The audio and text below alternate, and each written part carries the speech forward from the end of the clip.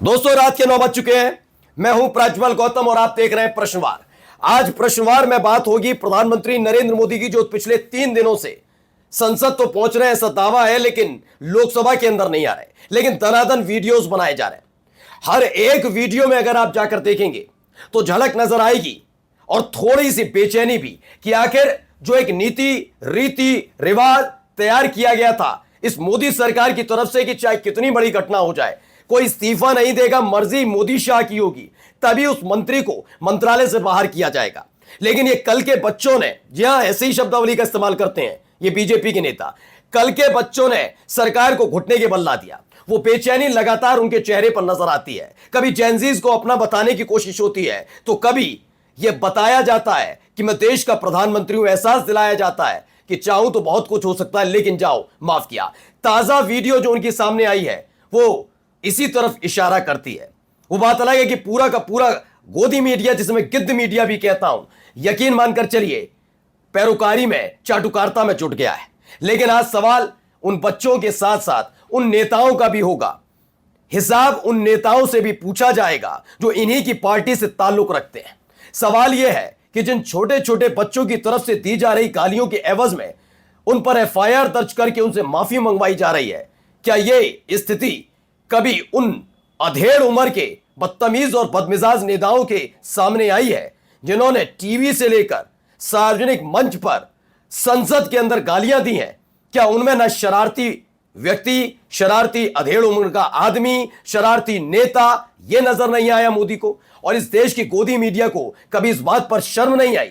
आज एक एक तस्वीर जरा गौर से देखिएगा, दिखाने जा रहा हूं और दिखाऊंगा नहीं सिर्फ आज प्रधानमंत्री के इस वक्तव्य में, जिसमें उन्होंने शरारती बच्चे कहकर इन पर कृपा की है कि हम कोई कानूनी कार्रवाई नहीं करना चाहते जिससे ये बच्चे अदालत के आगे पीछे घूमते रहे। आज सवाल प्रधानमंत्री से भी होगा, उन बच्चों के साथ साथ काश इन बदतमीज नेताओं को भी थोड़ी सबक सिखाया जाता। नमस्कार, मैं हूं प्रज्वल गौतम और आप देख रहे हैं प्रश्नवार।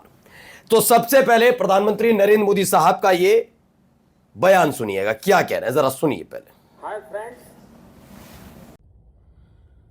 हाय फ्रेंड्स, आज तो मन करता है बस आपसे ही बातें करूं। जंतर मंतर पर जो कुछ भी हुआ देश और दुनिया ने देखा है। कुछ शरारती बच्चों ने भद्दी भद्दी गालियां बोली, किसी भी सभ्य समाज को शोभा न दे ऐसे शब्दों का प्रयोग किया गया। मुझे तो गालियां दी गई, मेरी स्वर्गीय माता को भी गालियां दी गई। न जाने कितना भद्दा स्वरूप। प्रधानमंत्री जी के मुताबिक न सिर्फ ये बल्कि इनकी माता जी को भी गालियां दी गई। पहले यहां से मैं शुरू करता हूं। शुरू इसलिए क्योंकि वोट चोर गद्दी छोड़ के नारे जब बिहार के चुनाव से ठीक पहले लग रहे थे, जब तेजस्वी यादव और राहुल गांधी ने रैली निकाली थी, वहां कुछ भी ऐसा नहीं था। वहां पर एक, पूरी जिम्मेदारी के साथ बोल रहा हूं, एक लफंगा किस्म का व्यक्ति जिसका कांग्रेस से, आरजेडी से लेना देना नहीं था, बहुत खोजबीन की गई, नहीं निकला, वो चढ़ता और बदतमीजी कर देता है। जी हां, उसने गाली दी, वो गाली देता है और पूरा का पूरा बिहार बंद इन्हीं की सरकार के दौरान हो जाता है, बीजेपी की सरकार में। नीतीश मुख्यमंत्री थे, अभी हाल ही की बात है। ये आते हैं विदेशी दौरे से लौटकर, ऐसी रूंधे हुए गले से इन्होंने सिर्फ यही जिक्र किया था, मेरी मां को गाली दी गई। सवाल सिर्फ यह है नरेंद्र मोदी साहब, क्या आपकी मां है और इस देश में किसी और की मां नहीं है? महिलाओं की किसी की इज्जत नहीं, क्योंकि आपकी अपनी पार्टी के नेता, आपकी अपनी पार्टी के नेता गंदी गंदी गालियां देते हैं, बहुत बेहुदा और अभद्र टिप्पणियां करते हैं। क्या कभी आपको यह समय मिला कि इस तरह का वीडियो बनाकर अपने ही पार्टी के नेताओं के बारे में कुछ ऐसे ज्ञान बांटा जाए? नहीं है विश्वास ना, दिखाऊंगा आपको, सुनाऊंगा, आज सुनाऊंगा। और यह मसला अब का नहीं है। इन बच्चों में उन्मादी उत्पाती ढूंढने वाले, अपना ईमान बेच चुके गिद्ध मीडिया के एंकर्स, उनकी हरकतें भी दिखानी जरूरी है। यह इसीलिए क्योंकि आप इस देश के भविष्य के लिए, इस देश के बच्चों के लिए कह सकते हैं, और मैं खुद कह रहा हूं, अपनी पूरी जिम्मेदारी के साथ बोल रहा हूं कि चाहे बच्चा हो, बूढ़ा हो, बुजुर्ग हो, महिला हो, कोई हो, गाली, हिंसा, अभद्र भाषा, अभद्र टिप्पणियां ये लोकतंत्र का हिस्सा नहीं हो सकते। लेकिन यह कैसा है कि लोकतंत्र का हिस्सा बहुत अच्छी तरीके से वो बन जाएगा अगर जिसने गाली दी वो बीजेपी का नेता और गाली खाने वाला विपक्षी पार्टी का या आम जनता भी बोल रहा हूं। लेकिन अगर तू तड़ाक करके बात कर दी किसी ने, तू तड़ाक करके कोई बात कर ले, बस उसके बाद उसे अशोभनीय, अभद्र टिप्पणी, उन्मादी क्यों घोषित कर दिया जा रहा है।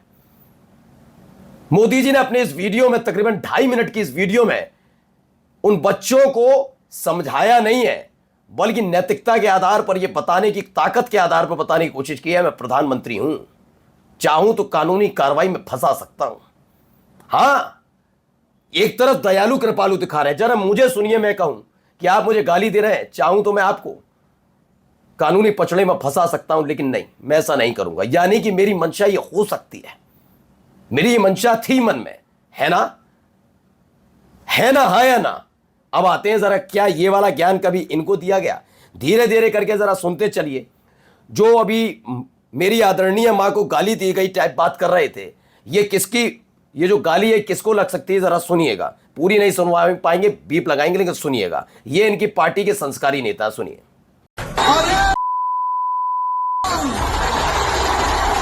ये मेरा बेटा, बड़ा बेटा, मैं आज नहीं तो कल अनाशित जिंदगी मैं मरूंगा, मेरी जगह पर ये हिंदुत्व का कार्य करेगा। तो ये जो इसने गाली दी है, शुरुआत के थोड़े से एक वर्ड से आप समझ गए होंगे।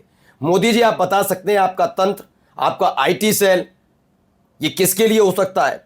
या फिर ये शिरोमणि है, ये बीजेपी का शिरोमणि है जो आए दिन गाली बकता है।